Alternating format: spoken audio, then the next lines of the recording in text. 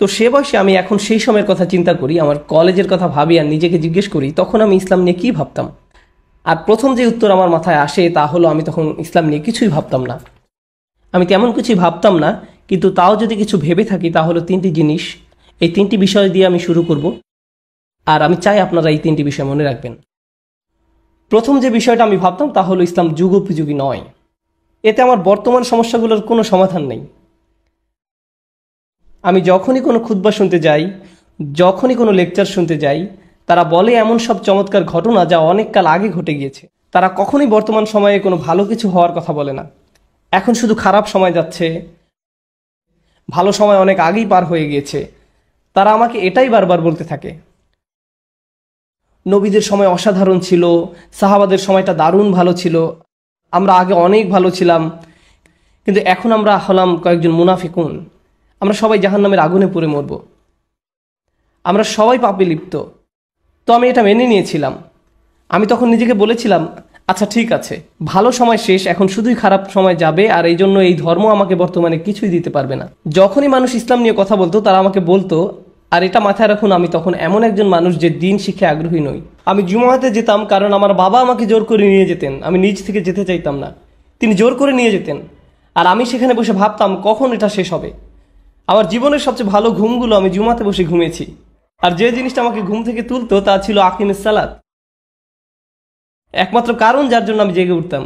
কিন্তু আমি ঘুমিয়ে পড়ার আগে যতটুকু শুনতাম, সামান্য কিছু যা শুনতে পেতাম তা ছিল বর্তমানে যা কিছু ঘটছে তার বেশিরভাগই হারাম, আর আমাদের অধিকাংশ লোকই আল্লাহর অবাধ্যতা করে চলছি।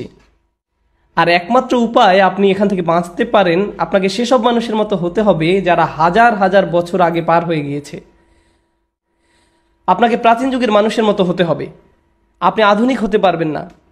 তো আমি আমার মাথায় এমন ধারণা গেঁথে রেখেছিলাম যে এই ধর্ম সেসব মানুষের জন্য যারা এটা ভেবে নিতে চায় যে তারা হাজার হাজার বছর আগে দুনিয়ায় বাস করছে।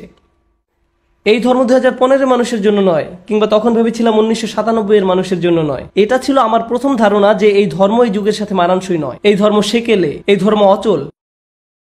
আর দ্বিতীয় ধারণা, তবে এই ধারণা কি একজন মুসলিমের ছিল নাকি অমুসলিমের? ইসলামের প্রতি এই ধারণা একজন মুসলিমের। আর আমি এই ক্ষেত্রে একা নই, আমি একা নই, এবং তখনও একা ছিলাম না। লক্ষ লক্ষ মানুষ এমনটা ভাবতো আর এখনো ভাবে। দ্বিতীয় ধারণা ছিল এই ধর্ম বেশ রূঢ়, এটা কঠোর। এমন সম্ভাবনাই বেশি যে আপনি খারাপ কাজ করছেন আর এর জন্য আপনি জাহান্নামে যাবেন। আসলে আপনি যে জাহান্নামে যাবেন তার সম্ভাবনা হলো 99.99999%।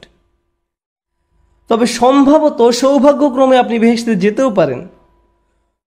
অধিকাংশ সময় আমি যা শুনেছি তা ছিল আমি বেশ বিপদে আছি এবং আল্লাহ আমার উপর রেগে আছেন, এটাই আমি বেশি শুনেছি। আমি যাই করতে যাই না কেন, ইসলামের দৃষ্টিতে এতে কিছু সমস্যা আছে, কোনো ভুল আছে এতে। আর সত্যি বলতে সে সময় আমি দাড়িওয়ালা মানুষদের খুব ভয় পেতাম।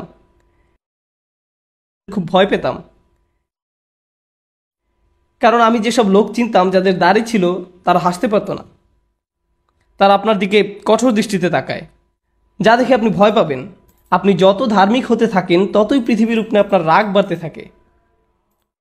তো আমি আসলে এই মানুষদের খুব ভয় পেতাম, খুবই ভয় লাগতো। একবার কলেজে থাকতে আমি বসে পিজা খাচ্ছি নিউ ইয়র্কের কোনো রেস্তোরাঁয়, আর দাঁড়িয়েলা একজন ঠুকলেন। আমি ভাবলাম মজা করে পিজা খাবো, আর এই লোকটা সব মজা নষ্ট করে দিল। এখন এসেই আমাকে লেকচার দিবে আমি কীভাবে জাহান্নামে যাব তা নিয়ে। এই মানুষগুলোর ব্যাপারে আমি অতিরিক্ত সাবধান ছিলাম। এটা ছিল আমার দ্বিতীয় অভিমত। প্রথমটা ছিল এই ধর্ম যুগ উপযোগী নয়, দ্বিতীয়টা ছিল এটা কঠোর। যেই মানুষগুলো এই ধর্ম মেনে চলে তারা উদার নয়, তারা হাসি খুশি নয়, তারা আপনার সমালোচনা করে, তারা বলতে থাকে আপনি কত খারাপ আর তারা আপনার চেয়ে কত ভালো। এটা আমার দ্বিতীয় মত।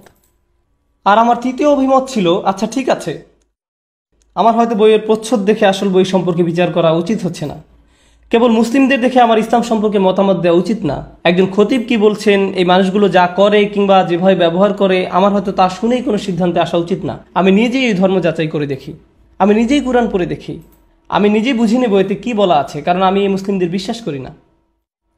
আমি নিজেই কুরআন পড়ব। আমি কি আরবি পারতাম? না, অবশ্যই আমি এটা অনুবাদ পড়ব। আমি অনুবাদ পড়ার সিদ্ধান্ত নিলাম, আর আমি যা বুঝলাম এতে গোলযোগ আছে। আমি দ্বিধান্বিত ছিলাম, কারণ শুরুতে কিছু আয়াত একটা বিষয় নিয়ে কথা বলছে, এরপর অন্য বিষয় নিয়ে কথা বলছে। এভাবে একবার একটা তো আরেকবার আরেকটা, একবার এটা তো আরেকবার সেটা। আমি জীবনে কখনো এমন বই পড়িনি। আমি যখন কোনো বই পড়ি আমি প্রথম অধ্যায় থেকে শুরু করি, আগে সেটা বুঝি, এরপর দ্বিতীয় অধ্যায়টা প্রথম অধ্যায়ের আলোকেই গড়ে ওঠে, তারপর 3 নম্বর অধ্যায় 2 অধ্যায়ের আলোকেই রচনা করা হয়, আর এভাবেই চলতে থাকে। কিন্তু কোরআনে সেসবের বালাই নেই। কোরআনে টাকরার আছে। এতে এক কথা বারবার বলা হয়েছে। আল্লাহ একই কথা এক জায়গায় বললে আবার সেটা অন্য কোথাও বলেছেন, এভাবে বলতেই থেকেছেন। তো আমি বুঝতে পারছিলাম না যে এই বইটা আসলে সাজানো হয়েছে কিভাবে। আমি কিছুতেই বুঝতে পারছিলাম না। তার উপর মাঝে মাঝে এমন কথা পড়তাম যেগুলোর একেবারেই কোনো মানে হয় না। আলিফ লাম মিম, এটার মানে কি? আমি কিছুই বুঝলাম না। প্রথম অভিমত কি ছিল বলুন তো? আপনারা কি বেঁচে আছেন? প্রথম অভিমত কি ছিল? এটা যুগোপযোগী নয়। দ্বিতীয় অভিমত, এটা কঠোর। আর 3 নম্বরটা ছিল দুইটার মিশ্রণে। এটা বিভ্রান্তিকর এবং আকর্ষণীয় নয়। কোরআন নিয়ে এত বাড়াবাড়ি করার কি আছে? আমি কোরআন পড়েছি, কিন্তু এতে এত অভিভূত হওয়ার মতো কোনো কারণ দেখি না। এই বইটি কি করে আকর্ষণীয় হলো? এখন আপনার যদি এই 3টে অভিমত থাকে ইসলামের ব্যাপারে, তাহলে এই 3টে অভিমতই প্রয়োজনের চেয়ে বেশি ইসলামের যে কোনো বিষয়ে অনীহা দেখানোর ক্ষেত্রে, প্রয়োজনের চেয়েও বেশি। আমি অনেক মানুষের দেখা পেয়েছি সারা দুনিয়া জুড়ে যাদের হুবহু এই 3টা অভিমত রয়েছে, হুবহু এক। তারা বলে আমি ধর্মের সাথে কোনো সম্পর্ক রাখতে চাই না, কারণ এটা রূঢ়, এটা সেকেলে। আমি এই নবীদের কাহিনী জেনে কি করব? এসব কত আগের ঘটনা, এখন আমরা 2015-তে বাস করছি। এক লোক আমাকে বলেছিল যদি কোরআন এই সময় নাজিল হতো তাহলে এটা ভিন্ন হতো, এটা আমাদের সময়ের সঙ্গে সামঞ্জস্যপূর্ণ হতো। এটা যেহেতু আগের কথা বলছে, তাই এটা আগের যুগের জন্য উপযুক্ত, আসাতিরুল আউয়ালিন, প্রাচীন কাহিনী। কিন্তু এখন আমাদের জীবন আমাদের মতো করে যাপন করতে হবে, আমাদের অগ্রগামী চিন্তা করতে হবে। আমাদের সেকেলে চিন্তা করলে চলবে না। তাদের ধারণা ইসলামের দৃষ্টিতে চিন্তা ভাবনা করার অর্থ হলো পশ্চাৎগামী ধ্যান ধারণা।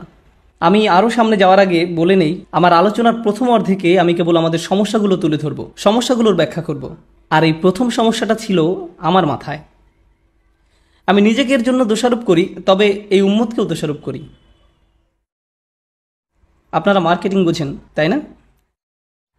আপনি যদি কিটক্যাট পছন্দ করেন, কারণ আমি নিজে কিটক্যাট খুব ভালোবাসি, কিটক্যাট মার্কেটিংয়ের ক্ষেত্রে খুবই ভালো কাজ করেছে, তাই না? এমনকি আপনি হয়তো কিটক্যাট খাননি, কিন্তু যখন আপনি অবসর সময়ের কথা ভাবছেন, আপনি কিটক্যাটের কথা ভাবছেন, সাথে সাথে এটার কথা মাথায় আসে।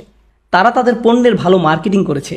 ইসলাম, মুসলিমরা, এই উম্মত তাদের নিজেদের কাছে ইসলামের ভালো মার্কেটিং করতে পারেনি। যদি মুসলিমরা কিংবা মুসলিম অথবা একজন মুসলিমা নিজেই একটা নেতিবাচক অভিমত নিয়ে বসে থাকে ইসলামের ব্যাপারে, তার মানে ইসলামকে আমরা ভালোভাবে তাদের কাছে উপস্থাপন করতে পারিনি। এর মানে এটাই দাঁড়ায় যে কিছু একটার অভাব রয়েছে, কিছু একটা ক্ষেত্রে খুব ভুল হচ্ছে। এবার